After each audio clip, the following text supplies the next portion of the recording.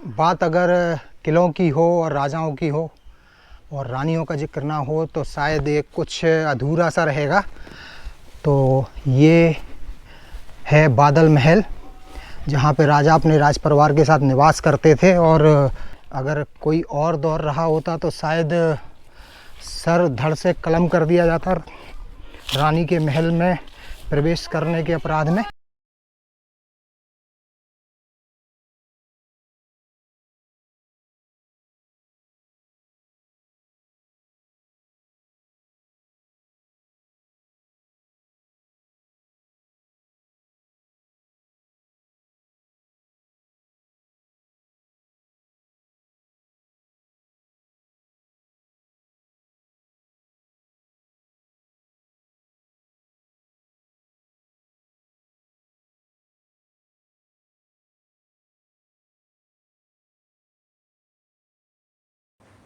दोस्तों, आज हम डिस्कवर इंडिया में चलने वाले हैं बादल महल।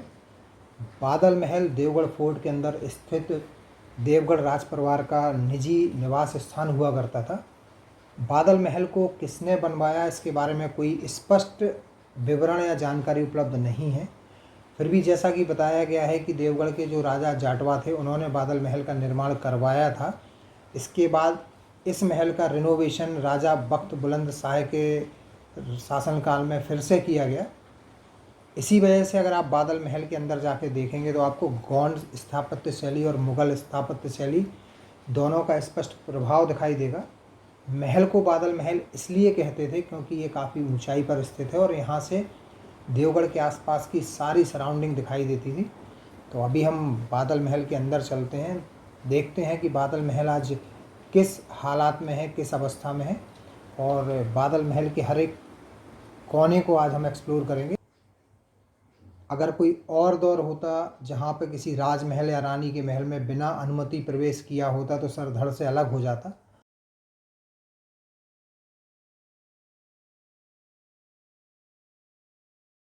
सामने आपको जो दरवाज़ा दिखाई दे रहा है, अगर हम इस दरवाजे से एंट्री करते हैं तो हम पहुंच जाते हैं सीधे हमाम में।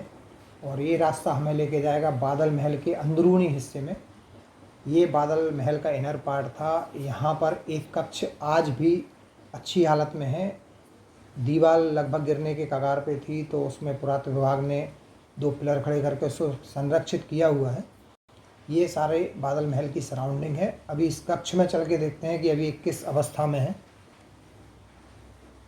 ये बादल महल का एक कमरा हुआ करता था जो उस समय महल में रहने वाले जो भी राजा रानी या राज परिवार के सदस्य होते होंगे उनके काम में आता होगा।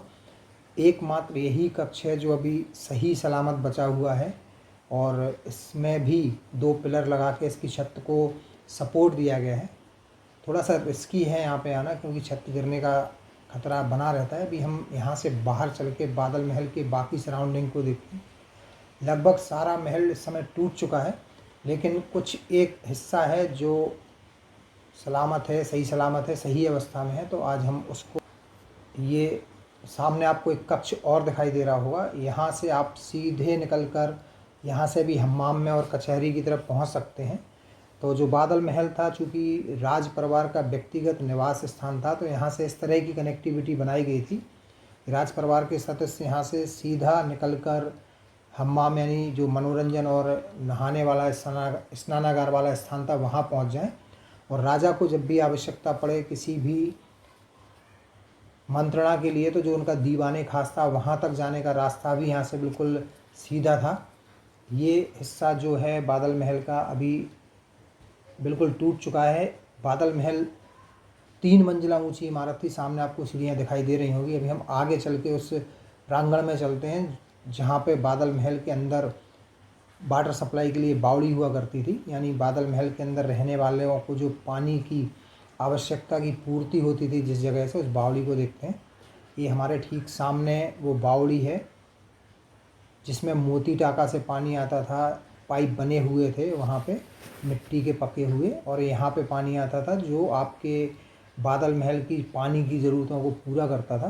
तो ये बावड़ी अभी सूखी हुई है और इसके ठीक सामने सुरक्षा प्राचीर हुआ करती थी, सुरक्षा चौकी हुआ करती थी। और ये ठीक पीछे बादल महल का जो हिस्सा अभी बचा हुआ है वो आप देख रहे होंगे। लगभग 2 मंजिला इमारत थी और बहुत ही खूबसूरत स्थापत्य कला और जो आपको बनावट की इसकी शैली नज़र आ रही है, दिखाई दे रही होगी। और जो सामने आपको दरवाज़ा दिखाई दे रहा है, यहाँ से आप अगर उस तरफ जाते हैं तो सीधे आप पहुँच जाते हैं राजा की कचहरी यानी दीवाने खास में, जहाँ पे वो खास अपने जो सभासद होते थे या उनके दरबार के दरबारी होते थे उनके साथ मंत्रणा करते थे। ये राजा की कचहरी है और ये कचहरी के तरफ का हिस्सा है। इस तरह की कचहरी हुआ करती थी। यहाँ पर ये बीच में फव्वारा हुआ करता था और चारों तरफ राजा के जो दरबारी हुआ करते थे उस समय में यहाँ बैठ कर मंत्रणा करते थे। और ठीक सामने से जो एक रास्ता जाता था वो बादल महल के दूसरे हिस्से में जाता था। और आपको जो एक गेट दिखाई दे रहा है, अगर आप यहाँ से निकलते हैं तो आप सीधे पहुँच जाते थे राजा के कचहरी तरफ। ये दीवाने खास हुआ करता था जहाँ राजा मीटिंग करते थे। तो अभी हम यहाँ से आगे चलते हैं।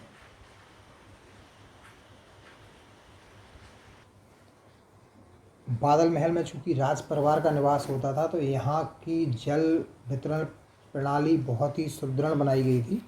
मोती टाँका से रहट के द्वारा पानी को लिफ्ट किया जाता था और वहाँ पे मिट्टी के बने हुए पके हुए पाइप से फिर ये जो वहाँ पे हमने बावड़ी देखी थी वहाँ पे आता था। यहाँ पे ये बताया गया है, दर्शाया गया है इस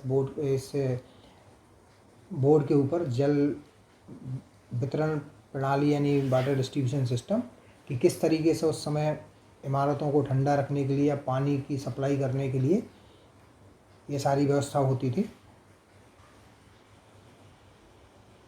इस समय बादल महल लगभग नष्ट प्राय अवस्था में है। आपको सामने ये इसके टूटे हुए हिस्से दिखाई दे रहे होंगे। किसी समय 2 मंजिला खूबसूरत, शानदार और ऐतिहासिक इमारत रही। आज इस तरह आज खंडर के तौर पे पत्थरों के टूटे हुए टुकड़ों के रूप में यहाँ विद्यमान है, यानी इसके अवशेष ही बचे हुए हैं यहाँ पे।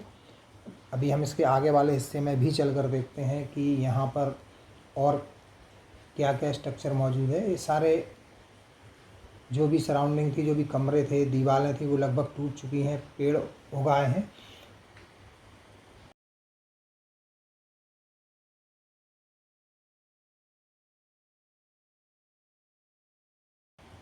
ये जो आपको प्राचीर दिखाई दे रही है उस समय कचहरी के पीछे वाली दीवार हुआ करती थी। एक जो आले आपको दिखाई दे रहे हैं ये इन कमरों में रोशनी करने के लिए दिए रखने के काम में आते थे। और इसके ठीक पीछे ये सामने आपको जो टूटा हुआ हिस्सा दिखाई दे रहा है ये बुर्ज हुआ करता था, सुरक्षा बुर्ज, जहाँ पे सैनिक तैनात रहते थे। और बाकी ये सारे जो कमरे बने हुए थे राज परिवार के सदस्यों के लिए और जो भी उनके साथ दास दासी रहते थे उनके रहने के काम में आते थे। अभी वर्तमान में पूरी तरीके से नष्ट हो चुका है। इस बुर्ज को भी पास से देखते हैं चल के। अभी इसके ऊपर सैनिक तैनात रहते थे दूर तक दुश्मनों के ऊपर निगाह रखने के लिए या जो भी हलचल होती थी आसपास उस पर निगाह रखने के लिए। अभी ये पूरी तरीके से नष्ट हो चुका है। तो अभी हम यहाँ से आगे चलते हैं। बादल महल में प्रवेश करने के लिए 2 रास्ते हुआ करते थे। एक रास्ता कचहरी और दीवाने खास की तरफ से, दूसरा रास्ता आपके चंडी माता के मंदिर की तरफ से, और तीसरा और जो मुख्य रास्ता हुआ करता था वो ये हुआ करता था। ये बादल महल जो था 2 चार दीवारी से घिरा हुआ था, यानी 2 बाउंड्री वॉल इसके चारों तरफ थी। ये इनर गेट है यानी अंदर वाला गेट। इसके बाद जैसे ही आप बाहर निकलते हैं तो दूसरा गेट दिखाई देता था। और ये देखिए जहाँ से कभी राजा की सवारी और राज परिवार के सदस्य गुजरा करते थे, आज वहाँ कीचड़ पड़ा हुआ है। तो इससे आप अंदाज़ा लगा सकते हैं कि जो कभी ऐतिहासिक था वो आज इतिहास बन गया है, या अतीत में जिसने इतिहास बनाया था आज वो खुद ही इतिहास बन गया है। ऐसी हालत में है आज ऐतिहासिक बादल महल। तो अभी बादल महल के बाहर चलते हैं।